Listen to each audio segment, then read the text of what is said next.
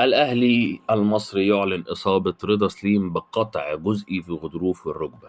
ألف سلامة عليك يا رضا، وخسارة كبيرة للكرة عموما، لأن رضا كان من اللعيبة الكويسة، اللعيبة المحبوبة، اللعيبة اللي ما بتعملش مشاكل.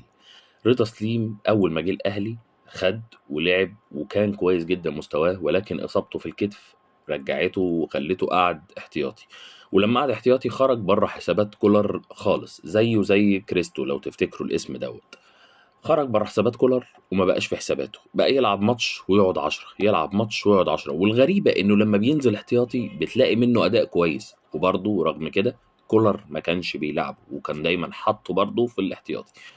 عموما اصابة رضا سليم بقطع جزئي في غضروف الركبة هتطول، والمشكلة انه مش معروف مدة غيابها قد ايه لغاية دلوقتي. الأندية اللي كانت جاية تشتري رضا أو عرضت أو هتعرض على الأهلي عشان تشتريه كان أولهم الوداد، وبدأ يحط فعلا شروط وعايزين رضا. أعتقد بعد الإصابة اللي جات لرضا سليم إنه مش هيمشي من النادي الأهلي، ولا في نادي هيعوزه هو مصاب. أنا عايز واحد هاخده ألعب يلعب معايا، مش يبقى مصاب. فرضا قاعد في الأهلي، قاعد لغاية ما يشوفوا الإصابة دي هتقعد قد إيه.